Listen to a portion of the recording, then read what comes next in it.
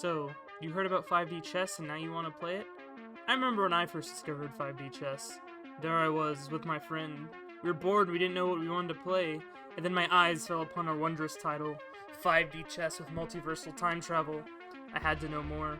We both promptly bought the game, and our eyes were opened as our minds ascended to a higher level.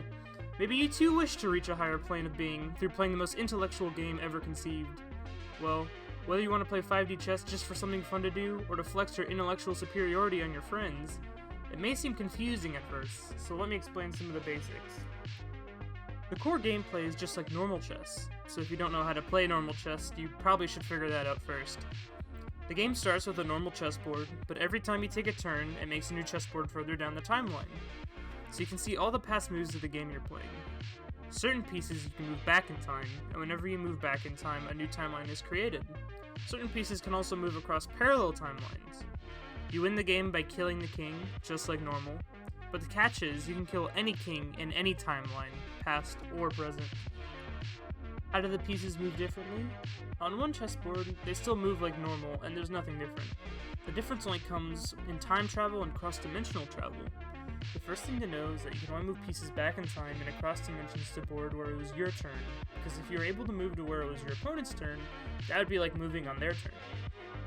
The way pieces move in multiple dimensions is very intuitive, since it's similar to how they move normally. For example, the rook still moves in straight lines, but when going to the past, he can only go straight back and will end up on the same tile where he was before. Also like normal, he cannot move through other pieces.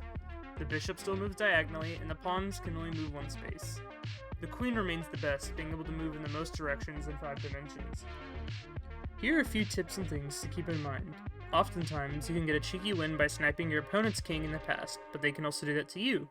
So the more timelines you create, the easier this is to happen. The length of the game also creates many openings in the past that you cannot defend. This is why it is a good reason to keep as many of your queens alive as you can, as they can oftentimes score you an easy win. Also, do not just look at one board when trying to kill a king. Try to see how you can get them from the next timeline or even in the past.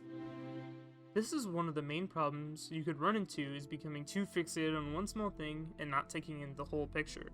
You may lose some pieces in one timeline, but they will be around in a different timeline. Try not to sweat the small stuff. So now you know the fundamentals of 5D chess with multiversal time travel, but there's a lot more to learn. If you're going to want to win more, you're going to have to practice much more. It'll all be worth it though, when you can feel the joy of winning, because winning in 5D chess is not like winning in just any other game. Winning in 5D chess feels special, because you can't just think outside of the box to win, you have to think in 5 dimensions. Thank you for watching, and have a great day.